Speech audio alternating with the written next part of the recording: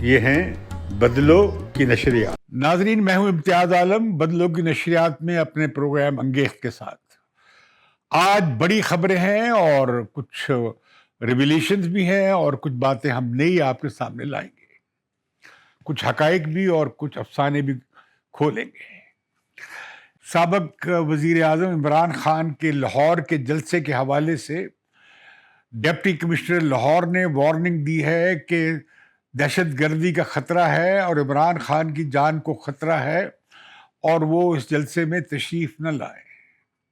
اس پر ان کے سابق وزیر علی محمد نے مذاق اڑایا ہے ڈپٹی کمشنر کا اور اصرار کیا ہے کہ عمران خان لاہور کے جلسے میں آئیں گے. لاہور میں جلسے کی خوب تیاریاں ہیں. گزشتہ روز بھی یہاں جلوس نکالے گئے اور دیکھنا یہ ہوگا کہ یہ جو عمران خان کا پہلا مشہور جلسہ تھا جس میں کچھ 70-80 ہزار لوگ شریک ہوئے تھے، جہاں سے تحریک انصاف ایک عوامی جماعت کے طور پر پہلی بار لانچ ہو سکی تھی، اس کے بعد یہ جلسہ اس کے مقابلے میں کیسا بڑا ہوگا. باقی دوسرے ریکارڈ، تاریخی ریکارڈ توڑنے کا معاملہ میرا خیال ہے ابھی بہت دور ہے یا ابھی تک تحریک انصاف کے مائل سٹون میں نہیں آیا ہے. آج ہی ایک بڑی انہونی ہوئی ہے کہ وزیر اعظم شہباز شریف صدر مملکت کے سیاسی اعتکاف میں بیٹھے ہونے کے باوجود آج ان سے ملنے گئے. پریزیڈنٹ صاحب نے انہیں 15 سے 17 منٹ کے اندر ڈسپوز آف کر دیا اور میٹنگ برخاست ہو گئی. 15 منٹ کی میٹنگ میں کیا معاملہ زیر بحث آیا ہوگا؟ حالانکہ صدر مملکت ایک ایسی پوزیشن میں ہیں کہ وہ جتنی اس ملک میں پولرائزیشن اور تقسیم ہو گئی ہے اس میں کوئی میڈیٹر کا کردار ادا کر سکتے تھے، لیکن بدقسمتی سے وہ عمران خان کے ایجنڈے اور ڈائریکشن کے تابع ہیں اور اپنا آئینی کردار ادا نہیں کر پا رہے. نہ انہوں نے وزیر اعظم شہباز کو دیا حلف نامہ، نہ ان کی کابینہ کو. اب ان کے خلاف عدم اعتماد کی بات، مواخذے کی بات بھی ہو رہی ہے جس کے نمبر اپوزیشن کے پاس نہیں ہے. 2/3 اکثریت چاہیے مواخذہ کرنے کے لیے. پارلیمنٹ کے دونوں ایوانوں کی 2/3 اکثریت چاہیے، جو کہ اس حکومت یعنی اس کولیشن حکومت کے پاس نہیں ہے. اور یہ اس جبکہ اس معاملے پہ لڑائی چل رہی ہے ود ان کولیشن پارٹیز میں حکومت کی کہ مولانا فضل الرحمان صدر بنے یا آصف علی زرداری صدر بنے. صدر زرداری کے حوالے سے ہی یہ بھی بہت بڑی کشمکش شروع ہو گئی ہے کہ جو انہوں نے وعدے کیے تھے مختلف کولیشن پارٹنرز کے ساتھ ملانے کے لیے اتحادی پارٹیوں کو، وہ وعدے پورے نہیں کیے جا رہے. جیسے انہوں نے محسن داوڑ کے ساتھ وعدہ کیا اور اس کے ساتھ انہیں 2 ووٹ ملے ان کے ساتھی جو ہیں ٹرائبل ایریاز سے. ANP کا ووٹ ملا، ANP کو وزارت دی جانی تھی. اسی طرح ان کے وعدے تھے مینگل صاحب کی بلوچستان نیشنل پارٹی کے ساتھ.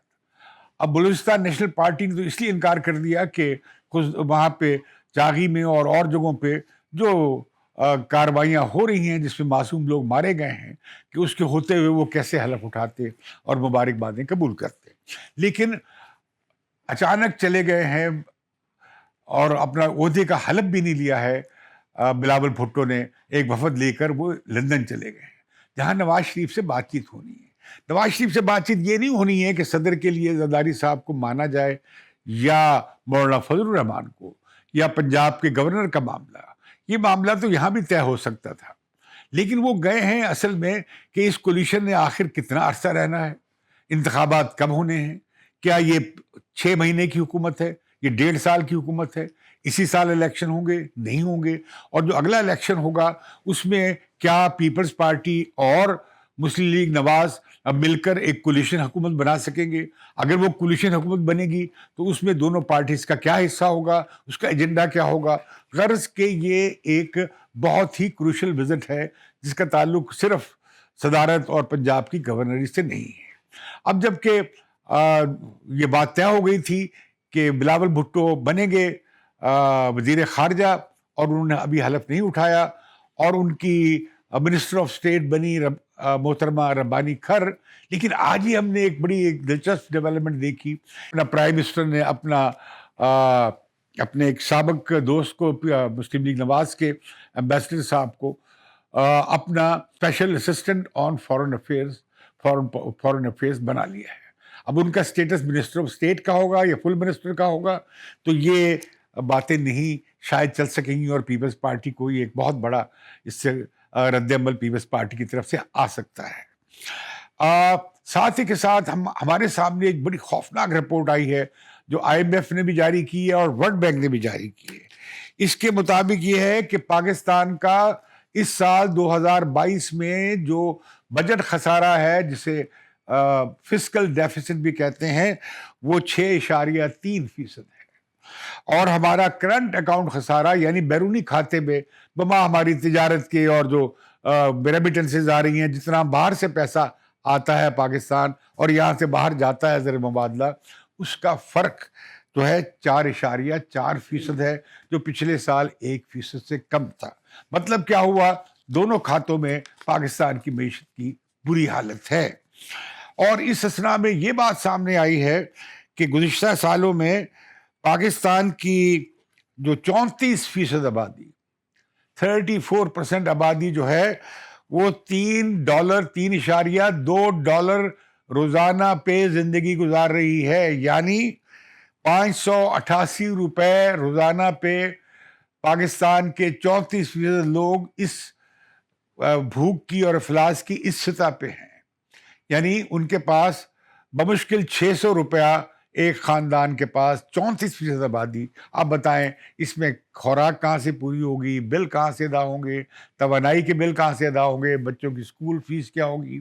جبکہ وزیر اعظم شہباز شریف نے کم از کم تنخواہ کا 25,000 روپے کا اعلان کیا تھا, اور اس پہ جناب مفتاح اسماعیل صاحب نے بڑے ڈونگرے بسائے تھے. میں ان سے اس بھی پوچھا تھا, آج بھی پوچھ رہا ہوں کہ اس میں گزارا کر کے دکھائیں 25,000 کی, جو اس پہ بھی لگتا ہے کہ ابھی تک عمل درآمد نہیں ہوا ہے. پینشن کا جو اضافہ ہوا تھا اس کے بارے میں بھی ابھی کوئی کلیئر پتہ نہیں ہے کہ وہ اضافہ ہوا ہے یا نہیں ہوا, اعلان ضرور ہوا ہے. پنجاب ہی میں آٹے کی قیمت کم کی گئی ہے, چینی کی قیمت کم کی گئی ہے. اب وہ پنجاب کی حکومت تو ابھی تک مسلم لیگ نواز کے پاس آئی نہیں ہے, اور وزیر اعظم یہ اعلان کر رہے ہیں. آیا وہ پنجاب کے بجٹ سے جائے گا, وفاقی بجٹ سے جائے گا, اور انہوں نے کہا ہے باقی حکومتیں خود کر لیں. یہ صوبائی معاملہ ہے.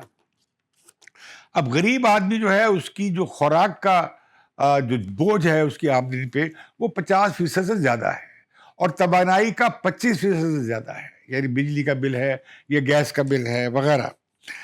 اور جو مہنگائی ہے وہ ان کے مطابق تو 10.7% ہے, یعنی تقریباً 11% اس سال.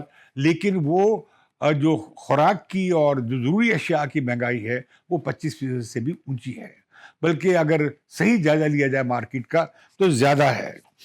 تو اب نظر یہ آ رہا ہے کہ اگلے سال بھی مہنگائی ہوگی, اور اگلے سال بھی ہماری قومی پیداوار کی جو نشو نما ہے وہ بھی کم رہے گی. مطلب یہ ہے کہ بہت بری حالات ہیں.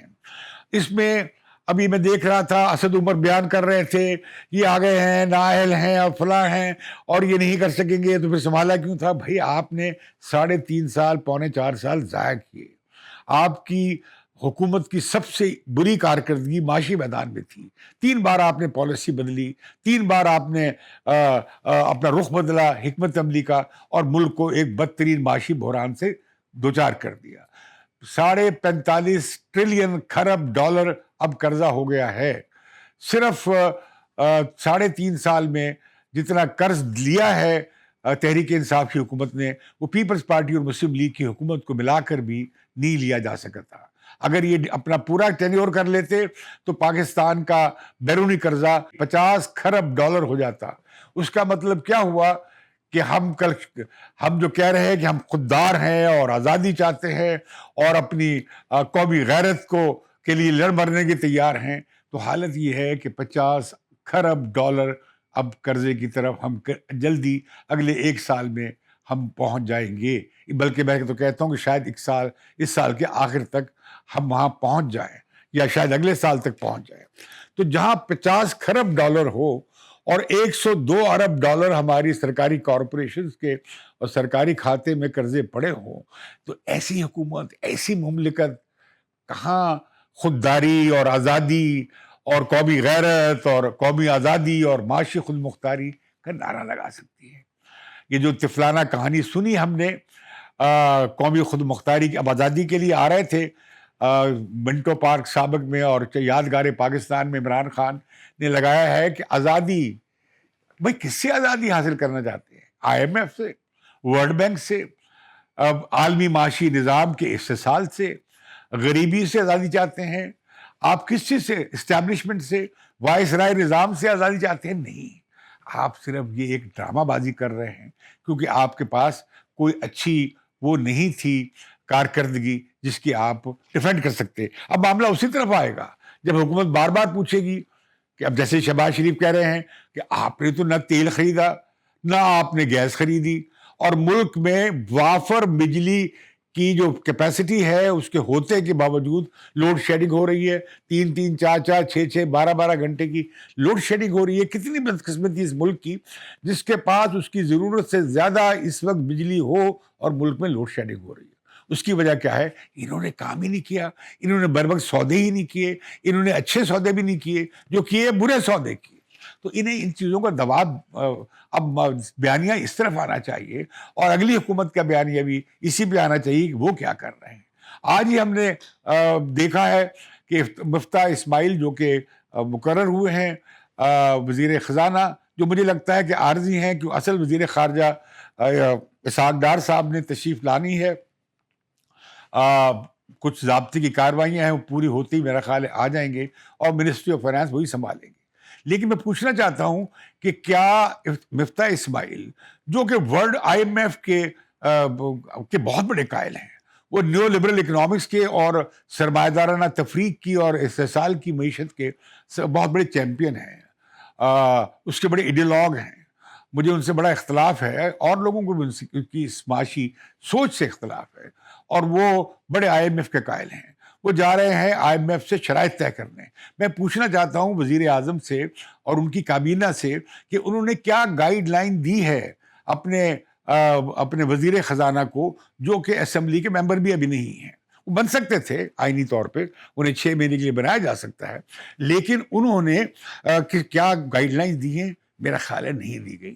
تو کیا ایک وزیر خزانہ بغیر کابینہ کی منظوری کے اور گائیڈ لائنز کے آئی ایم ایف سے نئی شرائط پوری کر سکتا ہے؟ اور میں یہ پیشین گوئی کر رہا ہوں کہ وہ بہت سخت شرائط مان کر آئیں گے. اس میں جو ٹیکس ایمنسٹی دی گئی تھی اسے واپس لیا جائے گا. 50-60 روپے تیل کی اور گیس کی قیمتیں بڑھیں گی، ڈیزل کی اور پیٹرول کی. اسی طرح سے ہم نے دیکھا ہے کہ 4-5 روپے یونٹ کے حساب سے بجلی کی قیمتیں بھی بڑھائی جائے گی. یہ سب کچھ گرنا ہے بجلی بن کر عوام پہ، اور اس کی ذمہ دار یہ حکومت ہوگی. میں یہ بھی بات سامنے لانا چاہتا ہوں کہ آج وزیر اعظم نے بڑا عوامی خطاب کیا کیبنٹ کو. کیبنٹ کو خطاب ایسے کیا جاتا ہے، وہ بڑے کینڈیڈ تھے، انہوں نے برہون منت ہیں نظر آئے اپنے اتحادیوں کے، اور انہیں سب کو ساتھ لینے کی اچھی خواہش کا اظہار کیا.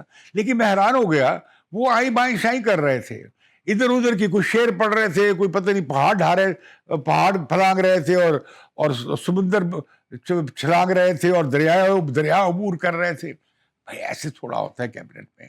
آپ آئیڈینٹیفائی کرتے کہ پاکستان کو کیا بڑے چیلنجز ہیں، اور یہ کہ آپ اس کے سامنے کیا آپ کا منیمم ایجنڈا ہے اس کولیشن کا. یہ سب کیوں اکٹھے ہوئے ہیں؟ صرف عمران خان کی دشمنی میں اکٹھے ہوئے ہیں؟ تو وہ تو چلا، عمران خان کی حکومت ختم ہو گئی، اور اب آپ کی حکومت ہے. آپ کا منیمم ایجنڈا کیا ہے؟ آپ کا راہ عمل کیا ہے؟ آپ کا روڈ میپ کیا ہے؟ آپ کتنا عرصہ حکومت میں رہنا چاہتے ہیں؟ آپ 6 مہینے کی حکومت بنانا چاہ رہے ہیں؟ بنائیے، آپ نے 1 سال کی بنائی ہے، 1.5 سال کی بنائی ہے. اس کے حساب سے آپ کی حکمت عملی کیا ہے؟ تو ہم دیکھنا چاہیں گے کہ آپ اس عرصے میں کیا ایجنڈا دیتے ہیں اور کیا عمل کرتے ہیں. آج ہی ایک اور بہت بڑی خبر آئی ہے، وہ یہ جس کا میں آخر میں ذکر کر رہا ہوں کہ عمران خان پھنس گئے ہیں توشہ خانے میں. وہ جو امر بالمعروف جو نعرہ لگا تھا، اب لگتا ہے وہ نہی المنکر قرار دیے جانے والے ہیں. آج اسلام آباد ہائی کورٹ نے ایک ہمارے پرانے سینئر صحافی دوست نے ایک درخواست جنوری 2021 میں ڈالی تھی. ان کا نام ہے زاہد اکرم درانی صاحب. انہوں نے درخواست ڈالی تھی پاکستان کا جو انفارمیشن کمیشن ہے کہ مجھے خبر چاہیے، مجھے معلومات چاہیے کہ توشہ خانے سے عمران خان کو کتنی مالیت کے وہ ملے تحفے، اور انہیں کس قیمت پر دیا گیا یا نہیں دیا گیا، اس کے بارے میں انفارمیشن دی جائے۔ وہ 1.5 سال سے وہ انفارمیشن نہیں دی گئی کہ اس سے پاکستان کے تعلقات خراب ہو سکتے ہیں۔ بھلا اس سے پاکستان کے تعلقات کیوں؟ وہ کوئی نارکوٹکس تو نہیں تھی کسی بیرونی ملک کے حکمران نے یا دوست نے، وہ تو دو تحفے تحائف تھے۔ اب عمران خان صاحب نے کیا کیا کہ انہوں نے تقریباً 14 کروڑ کے جو ہیں تحائف، جس کی قیمت کا بھی صحیح اندازہ نہیں ہے، جو کہ ابرار صاحب کے مطابق تو وہ اربوں میں ہے اس کی ویلیو، کیونکہ اس کی ویلیو کی جو رپورٹ آئی ہے اس میں ویلیو نہیں لکھی ہوئی، اصل قیمت کیا ہے۔ وہ ایک ڈپٹی سیکرٹری نے اس کی قیمت متعین کی، جیسا کہ ماضی میں بھی ہوتا رہا ہے، اور عمران خان نے 2 کروڑ 70 لاکھ 80 لاکھ روپے دے کے وہ سارے تحائف لے گئے۔ سنا ہے وہ بیس پوسٹ بھی اٹھا کے لے گئے ہیں، اور چھوٹی چھوٹی چیزیں بھی اٹھا کے لے گئے ہیں جو انہیں ملتی رہی ہیں گفٹ کی شکل میں۔ تو اب لیکن یہ ماضی میں بھی ہوتا رہا ہے کہ پرائم منسٹر اور پریزیڈنٹ زرداری نے بھی کیا، اور نواز شریف صاحب نے بھی کیا کہ توشہ خانہ سے اس کی قیمت مقرر کرائی جاتی ہے، اور پرائم منسٹر یا پریزیڈنٹ یا سیکرٹریز فیڈرل سیکرٹریز بھی وہ تحائف خرید لیتے ہیں۔ لیکن اس میں جو بات ہے کہ ان کی قیمت کم رکھی جاتی ہے، اور اس پہ 20% ادا کر کے آپ وہ لے سکتے ہیں۔ تو یہ بہت بڑا، یہ بھی ایک فراڈ ہے اور ایک ڈاکہ ہے جو پاکستان میں لگتا ہے توشہ خانے پہ، یعنی مال خانے پہ۔ وہ جو مال خانہ ہے وہ سرکار کا ہے، ریاست کا ہے۔ وہ تحائف ریاست کے سربراہ کو یا حکومت کے سربراہ کو ملتے ہیں، وہ اس کے ذاتی نہیں ہوتے، وہ بادشاہ نہیں ہے، کیونکہ پاکستان کا وزیر اعظم یا صدر بھی جواباً پاکستان کے خزانہ سے دیتا ہے۔ تو آج کورٹ نے بڑی دلچسپ آرڈر کیا ہے کہ بتایا جائے کہ وہ ظاہر کیا جائے وہ معلومات کہ کتنے کے تحائف تھے، کتنے تحائف تھے جو ملے، اور کتنے وہ عمران خان نے کتنے پیسے دے کے وہ گھر لے گئے۔ اب اس میں ایک اور سوال اٹھا، وہ عمران خان نے جو 2 کروڑ 80 لاکھ روپے دیے ہیں وہ انہوں نے اپنے ٹیکس ریٹرن میں ظاہر نہیں کیے۔ اگر وہ کیے ہیں تو کہاں سے آئے ہیں؟ پھر معاملہ یہاں ختم نہیں ہو گیا، پہلے بھی یہ معاملہ اٹھتا رہا ہے، لیکن لوگ اپنے گھر لے گئے، کوئی گاڑی لے لی، کچھ اور لے لیا، کوئی ہار لے گئے۔ ایک وزیر اعظم تو ٹرکی کے صدر کے بیگم نے جو ہار دیا تھا سیلاب زدگان کی مدد کا، وہی لے کے چلے گئے تھے، جن کا تعلق غالباً پیپلز پارٹی یعنی واقعی پیپلز پارٹی سے تھا۔ لیکن عمران خان نے جو کام کیا ہے وہ ریکارڈ ہی توڑ دیا ہے۔ انہوں نے جو گھڑی 2 بنوائی گئی تھی شہزادہ محمد نے، ان میں سے ایک گھڑی انہوں نے اپنے لیے بنوائی تھی اور ایک انہوں نے عمران خان کو تحفہ دے دی۔ وہ گھڑی بکنے کے لیے دبئی چلی گئی، اسی دکان پہ جہاں پہ آرڈر کیا تھا شہزادہ محمد نے 2 گھڑیوں کا۔ تو اس دکان کے مالک نے پوچھا شہزادہ محمد سعودی عرب کے جو ہیں ولی عہد ان کے دفتر سے کہ بھئی یہ آپ نے 2 گھڑیاں بنوائی تھی، ایک بکنے کے لیے آ گئی، اور اس پر پاکستان کی کیا اور خود عمران خان کے لیے پورے مسلم دنیا میں، پوری عرب دنیا میں، بلکہ پوری عالمی سطح پہ بلے کیا رہ گیا اخلاقی طور پہ کہ تحفہ ملا جا کے آپ نے مارکیٹ میں بیچ دیا۔ اس پر غضب یہ ہوا ہے کہ شہزادہ محمد نے، میں نے سنا ہے ہمارے جاوید چودھری صاحب کی اطلاع ہے، جو ہمارے کالمسٹ بھی ہیں اور بڑے اینکر ہیں، سینئر صحافی ہیں، انہوں نے کہا کہ 14 کروڑ روپے میں وہ گھڑی شہزادہ محمد نے دوبارہ خرید لی۔ کتنی خوفناک بات ہے، کل کوئی عمران خان ملے انہیں اور وہ گھڑی دوبارہ انہیں تحفے میں دے تو شرم سے ڈوب مرنے کا مقام ہوگا۔ تو جو ہمارے بڑے امر بالمعروف والے وزیر اعظم تھے، مدینہ کی ریاست والے، ان کے بارے میں اتنے بڑے سکینڈل نکل کے سامنے آ رہے ہیں۔ اب یہ جب سامنے آئیں گے ان کی اصل ایویلیویشن ہوگی اور معلوم ہوگا، کورٹ نے یہ بھی کہہ دیا ہے واپس کیے جائیں۔ اب وہ تو بک گئے، وہ تو دبئی کی منڈی میں بک گئے، بازار میں بک گئے، اور جو کچھ رہ گئے وہ واپس کرنے پڑیں گے۔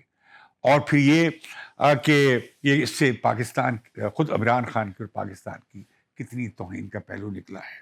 ابھی ہم دیکھتے ہیں، آخر میں یہ بات کرنا چاہتا ہوں کہ وہ نیشنل کمیٹی سیکیورٹی کی پارلیمنٹ کی فارم ہو گئی ہے، اور اس پر یقیناً جلد ہی یہ جو خط کی سازش کی جو کہانی ہے وہ بھی ہمارے سامنے آ جائے گی۔ مجھے اجازت دیجیے اور بدلوں کی نشریات کو سبسکرائب کیجیے۔ آپ کا شکریہ۔